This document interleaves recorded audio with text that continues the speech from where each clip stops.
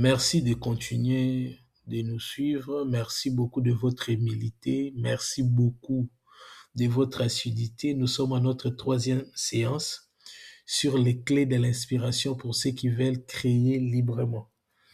Donc, nous avons parlé à l'introduction. Nous avons dit que le but, c'est de démystifier l'inspiration. Et ces cours vous permettent de découvrir et d'explorer les origines de l'inspiration, de connaître les obstacles qui la freinent, de savoir comment la stimuler et surtout comprendre qu'elle n'est pas une faveur accordée à une catégorie de personnes, mais une ressource accessible à tous. Donc, ce cours vient pour aider chacun à découvrir les sources et les méthodes d'inspiration. Et ça vient aussi enrichir, ça vient aussi enrichir votre connaissance personnelle dans les grands bains de l'évolution de vos activités. Et ça vient répondre à ceux qui se posent des questions sur ce sujet, notamment qu'est-ce qu'est l'inspiration, qui peut être inspiré, pourquoi être inspiré, quand être inspiré, où est-ce l'on est inspiré ou trouver de l'inspiration. Dans la meilleure définition, comme je le disais, la meilleure définition que nous avons trouvée, l'inspiration et l'enthousiasme ou le souffle créateur qui anime l'écrivain, l'artiste ou le chercheur. Donc, pour dire que c'est l'inspiration est disponible pour tout le monde. C'est pas seulement pour les chercheurs, même dans toutes les autres activités qui restent dans le commerce et dans d'autres activités. Donc aujourd'hui, nous sommes à notre troisième séance. Donc nous avons dit aussi comme nos motivations n'ont pas changé, les idées les plus brillantes au monde sont sans valeur si vous ne les partagez pas. Et celui qui a des idées ne sait pas les faire passer, n'est pas plus avancé que celui qui n'en a pas. Donc, nous avons parlé aussi des idées réussies. Nous avons parlé qu'il y a des gens qui considèrent l'inspiration comme étant mystérieuse et l'apanage de quelques élus. Et j'insiste souvent sur la consommation de produits stupéfiants parce que l'inspiration, elle est naturelle. Elle est naturelle et commence d'abord par ce que vous connaissez pour vous amener vers les nouvelles choses ou pour continuer, pour améliorer votre activité. Nous avons parlé déjà de la définition, nous avons parlé des obstacles à à l'inspiration, nous avons parlé de l'ignorance. C'est pas l'ignorance ou bien parce que vous connaissez pas l'inspiration, c'est l'ignorance de savoir quand est-ce que vous êtes inspiré, comment est-ce que vous êtes inspiré. Nous avons parlé de l'auto-sabotage, de la malédiction du numérique. Nous avons parlé de la malédiction du numérique, de croire qu'on est né dans un milieu défavorable. C'est parmi les éléments qui tuent aussi l'inspiration. Nous avons parlé de l'auto-sabotage ou des gens aussi qui sont à une idée Erika parce qu'il y a des gens qui sont là et disent qui cherchent une idée pour changer le monde, c'est pas en se mettant la pression qu'on aura, on sera inspiré. L'inspiration, elle est naturelle. Elle vient souvent dans les calmes, dans la réflexion. Et comme l'avait dit Charles Baudelaire, l'inspiration est la sœur du travail journalier. Donc aujourd'hui, en ce moment, nous allons parler des sources d'inspiration. Donc nous allons parler des sources d'inspiration, mais nous allons d'abord brièvement donner quelques éléments avant d'entrer vraiment dans les véritables sources d'inspiration. Il y en a plusieurs, donc nous allons vous énumérer ce que nous avons pu trouver et vous allez trouver ce qu'il convient de mieux pour votre vie. Vous êtes, comme je le disais précédemment, vous vous connaissez plus que quiconque. Donc, souvent, quand les gens disent qu'ils sont à la recherche de l'inspiration, ils créent en eux-mêmes la frustration et ça épuise. Ceci peut donner l'impression qu'on n'a aucune bonne idée dans sa tête et cela nous renvoie aussi vers un état de stress. On a le sentiment de ne rien faire ou ce qui constitue aussi un cercle vicieux, on tourne. Donc, avant de trouver les techniques pour trouver de l'inspiration, il faut cesser d'abord de se mettre la pression. Donc, il ne faut pas vous mettre de la pression. Il faut faire votre activité comme vous êtes en train de le faire Et c'est la première étape sur laquelle il faut se concentrer. Donc, vous ne devez pas seulement chercher l'inspiration ou pour votre propre orgueil. Comme je le disais précédemment, l'inspiration se cultive dans l'humilité. Comme je l'ai dit et comme nous le connaissons tous, l'humilité précède la gloire, l'orgueil précède la chute. Donc, il ne faut pas se mettre de la pression. Là, il faut pas, c'est pas, parce que quand on se met la pression, souvent, c'est parce que les gens veulent l'inspiration seulement parce qu'ils veulent être inspirés. Mais l'inspiration, c'est pour que vous puissiez entrer dans l'action et être dans l'action. C'est aussi pour que vous puissiez être utile, pour que vous puissiez continuer dans votre activité, créer dans votre activité. Et il en est de même aussi lorsqu'on a perdu une idée, ou si vous avez oublié vous étiez inspiré, mais vous vous rendez compte que vous avez perdu une idée ou une inspiration. Certaines personnes cherchent à les retrouver avec espoir. Mais dans le cadre de cette situation, Joyce Carol Oates utilise cette image. On a parfois l'impression de frotter une allumette humide. Vous savez, quand vous voulez allumer avec une allumette humide, donc vous cherchez encore et encore à souhaiter qu'une petite flamme jaillisse avant que l'allumette ne se brise. Donc d'une manière générale, lorsque vous avez perdu une idée, acceptez-le, ne faites pas des efforts. Ça peut revenir ou ça peut ne pas revenir. Comme je le disais aussi précédemment, l'inspiration travaille avec ceux qui répondent présents. Et dans le monde de l'inspiration, il n'y a pas de salle d'attente.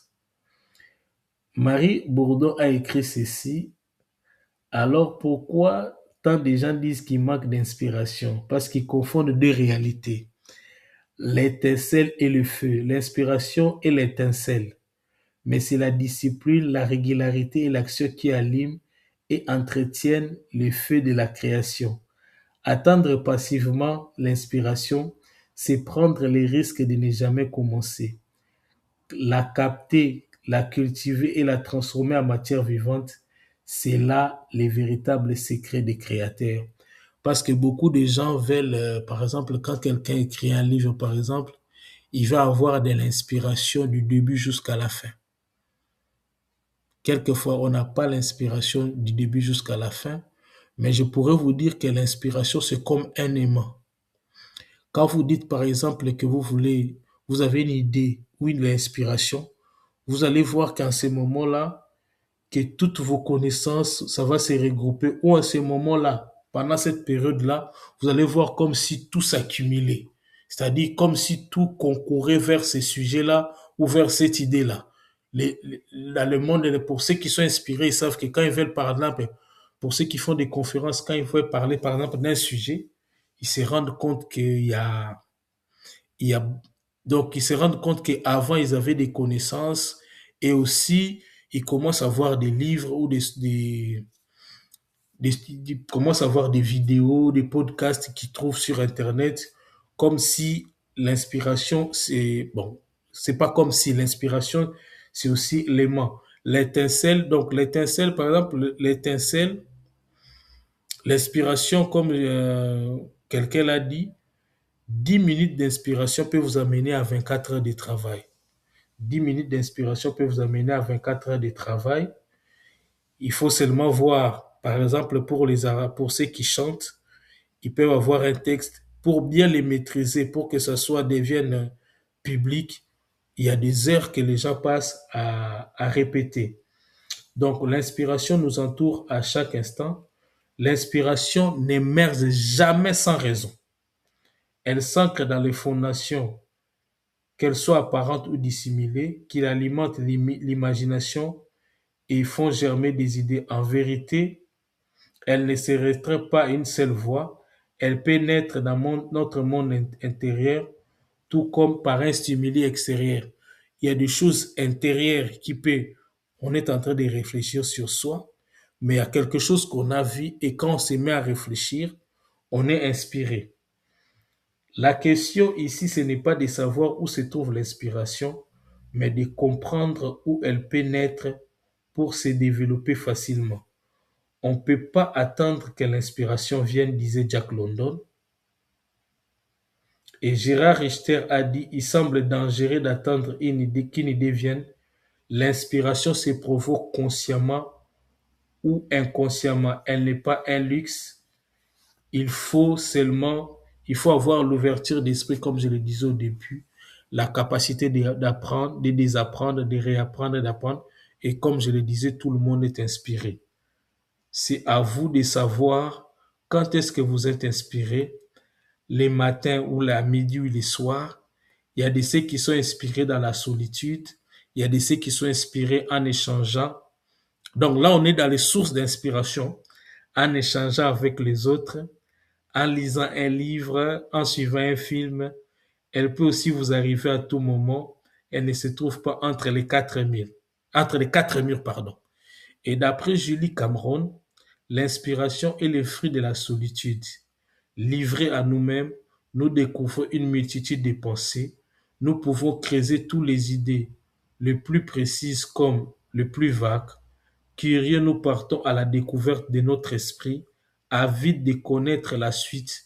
Les sources d'inspiration sont nombreuses. Ce n'est pas seulement pour exercer une activité, il y a aussi des gens qui nous inspirent dans leur conduite et la façon de faire les choses. Nous les utilisons comme modèle. Donc, quand nous parlons de sources d'inspiration, nous devons, ça c'est pour faire une nuance, c'est-à-dire que l'inspiration, nous pouvons l'avoir, mais il y a des gens aussi qui nous inspirent dans leur conduite et dans leur façon, et nous les utilisons comme modèle. Il faut noter que c'est lorsque une pomme lui est tombée sur la tête qu'Isaac Newton aurait découvert la loi de la gravitation. Et c'est en prenant son bain que Archimède a découvert la poussée qui porte son nom. Ce qui amène certains à croire que l'inspiration ou les idées sont faciles à trouver, mais ce n'est pas aussi difficile. Donc, il ne faut pas dire que c'est au moment où la pomme est... C'est que c'était dans l'objet de ses réflexions, l'objet de son questionnement. Donc, ça, c'est dans l'objet des questionnements d'Archimède ou d'Isaac Newton. Donc, il suffit de confronter à la réalité. Moi, je connais des gens, je connais un écrivain qui voulait écrire un livre sur une guerre et il est allé dans un musée pour apprendre concernant cette guerre-là. Donc, il a été inspiré au débat. Il a eu l'idée au départ. Il a été inspiré. Mais pour continuer, pour encore s'inspirer davantage, il devait aller à un musée. Donc, lorsque vous avez l'inspiration aussi, il ne faut pas attendre que les idées s'accumulent. Même si c'est une phrase, il faut seulement l'écrire. Aujourd'hui, nous avons un outil puissant qui est le smartphone. Comme quelqu'un le disait, c'est comme un studio multimédia. Donc, où vous pouvez enregistrer vos inspirations. Donc, l'inspiration est disponible pour tout le monde. Ce sont les rêves, notre imagination, les sources sont du... Nous allons parler de quelques sources. Hein. Nous allons parler premièrement de l'observation. Par exemple, tout le monde connaît les Michelin qui fabriquent les pneus. André Michelin a eu l'idée de la mascotte, la mascotte du Bibendum après avoir observé un tas de pneus. Donc, il y avait un tas de pneus et c'est ce qui est devenu même le logo de Michelin. Et lui, il a vu que ça avait l'air d'un bonhomme auquel il a ajouté seulement les bras. Donc, il faut dire que dès que les idées arrivent, il ne faut pas les censurer, il faut d'abord les stocker. Et nous sommes inspirés par la réflexion. Frédéric Lenoir disait que il ne faut pas que les réflexes remplacent la réflexion. Et les problèmes, comme le disait Laurence Beffara, les problèmes qu'à notre époque, dans notre société, nous réfléchissons de moins en moins. Et John Maxwell a dit, la plupart des gens préfèrent agir plutôt que de réfléchir, et ceux qui ont acquis l'habitude de réfléchir connaissent la réussite. Donc, d'une manière générale, comme nous l'avons vu, c'est l'observation qui permet aussi c'est une source d'inspiration. La deuxième source d'inspiration, moi j'en ai trouvé, les sources d'inspiration, j'en ai trouvé trois. Mais j'ai parlé de la réflexion, j'ai parlé en regardant un film, en marchant dans la rue. On n'est plus à l'époque où les gens s'enfermaient pour réfléchir, parce que pour les écrivains, en marchant dans la rue, déjà un livre, c'est écrit, parce que un livre, ça puise dans la société, à moins que vous soyez dans les... même si vous êtes dans l'imagination, il y a des éléments de la vie de tous les jours qui interviennent toujours, même si vous êtes dans le monde de la fiction. La deuxième source d'inspiration, c'est les difficultés de la vie. Elle nous inspire lorsque nous tirons des leçons. Vous devez savoir que l'existence des assurances, des airbags, des paratonnerres, des parapluies et autres est la preuve que de l'inspiration dans les difficultés. Tant que nous aurons des difficultés dans ce monde, tant que nous aurons des problèmes, des crises, nous aurons des difficultés, il y aura toujours des inventions et l'homme sera toujours inspiré. Il faut donner je donne par exemple cet exemple aussi. Francis Scott Key, qui a écrit un poème lorsqu'il était détenu sur un bateau d'un échange de prisonniers à l'époque de la guerre anglo-saxonne de 1812. C'est ce poème qui est devenu l'hymne national des États-Unis d'Amérique. Donc, dans les difficultés, nous apprenons qui nous sommes, ce que les autres sont et ce que la vie est. Donc, nous voyons cet exemple de Francis Scott Key, qui est l'auteur de l'hymne national des États-Unis. C'est dans les bateaux nous comprenons, c'est dans les bateaux des prisonniers lors d'échanges des prisonniers. Donc, nous comprenons que pendant les moments difficiles, ça peut être une source d'inspiration. John Maxwell a dit ceci dans le conseil suivant. Les gens disent qu'il existe deux types d'apprentissage. L'expérience qu'un Logan a faisant des erreurs et la sagesse qui s'acquiert grâce aux erreurs des autres. Je vous recommande de vous inspirer le plus possible de vos erreurs et celles des autres. Donc, d'une manière générale, tant que nous aurons des problèmes dans ce monde, nous allons avoir de l'inspiration pour nous sortir des difficultés de la vie. Et les moments de crise ont été aussi des moments de grands progrès. Parce qu'aujourd'hui, si le télétravail est développé encore plus, c'est parce on a eu la crise Covid. Si aujourd'hui, nous avons les airbags, nous avons les paratonnerres, c'est parce qu'il y a eu des problèmes dans les années dans les années qui nous ont précédés. Et nous devons reconnaître que les difficultés, ce sont des moments aussi qui nous inspirent. Et comme il le dit un vieil adage, la pierre précieuse ne peut l'être sans friction, ni l'homme sans les épreuves. Donc, je profite de l'occasion aussi pour vous suggérer mon livre intitulé Vivre au-dessus des difficultés. Pour ceux qui ne me connaissent pas, je suis Junior Perrette. Je suis auteur d'une dizaine de livres. Donc, excusez-moi, je ne me suis pas présenté au début, mais on vous avait déjà, vous êtes habitué à échanger avec moi. Donc, excusez-moi pour ceux qui ne me connaissent pas. Bon. Et aussi, donc, comme je le disais, je vous suggère mon livre Vivre au-dessus des difficultés.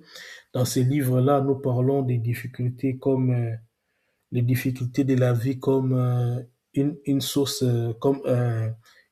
d'inspiration ou qui nous amène à des progrès dans la vie. Parce qu'il faut dire aussi que les difficultés dans ces livres, c'est une médecine préventive contre l'orgueil. Et aussi de la même manière que nous connaissons les difficultés, parce que les difficultés, c'est comme une feuille de papier. Il y a un recto, il y a un verso. Les rectos, c'est la partie souffrance stressante, mais les versos, c'est les aptitudes que nous acquérons, le courage, la foi, la détermination. La troisième source d'inspiration, il y a les relations humaines. Les relations que nous avons entretiennent aussi notre inspiration. Comme l'avait dit Darren Hardy, les 5 personnes que nous côtoyons souvent exercent une influence sur nos vies et la compagnie que vous avez peut vous façonner ou vous briser. Si vous marchez avec les sages, vous allez devenir sage. Si vous marchez avec les insensés, vous serez insensé. Excusez-moi. Donc aussi, j'ai écrit un livre intitulé comment réussir avec les autres, les relations humaines comme une arithmétique, où je dis que dans une relation, il y a une addition de nos différences. Donc, j'utilise l'image de l'arithmétique pour dire l'apport des relations humaines dans la vie. Parce que, comme je le disais précédemment, dans une relation, il y a une addition de nos différences, une soustraction de la solitude, une multiplication de nos capacités, une division de nos responsabilités. Et aussi, d'une manière générale, lorsque nous sommes en relation avec les autres, parmi, parmi les importances, parmi les raisons ou les objectifs, je ne sais pas comment est-ce que je peux le dire concrètement, parmi les avantages qu'il y a dans une relation, nous apprenons des autres, comme le disait un auteur, personne n'est ton ami ni ton ennemi, chaque homme a quelque chose à vous apprendre. Donc, les idées naissent des échanges, des discussions. Par exemple, l'idée de Uber est apparue lorsque Travis Kalanick et son ami Garrett Camp sortaient d'une conférence parisienne sur le web en 2008. Ils ne trouvaient pas de taxi. Ils ont imaginé une application sur les téléphones pour trouver un chauffeur. C'est ça même l'idée de Uber aujourd'hui. Bon, aujourd'hui, même on parle de l'ubérisation de l'économie. Donc, tout le monde n'est pas inspiré. Aussi, il faut noter aussi, je parle aussi, il y a aussi de ceux qui sont inspirés par des rêves lorsqu'ils dorment aussi. Donc, par exemple, moi, je connais des gens qui ont eu des chansons pendant qu'ils étaient en train de dormir. Donc, il faut pas, il y a quelquefois, il y a vous attendez, par exemple, ils attendent une mélodie, après, ça devient, il ajoute les paroles, donc ne négligez pas. Vous pouvez avoir de l'inspiration en dormant aussi et en regardant un film, comme on l'a dit précédemment. Donc, nous avons parlé en ces moments des sources d'inspiration. Donc, nous continuons notre échange dans la prochaine séance. Nous parlerons de comment capter l'inspiration. Merci beaucoup. À tout à l'heure.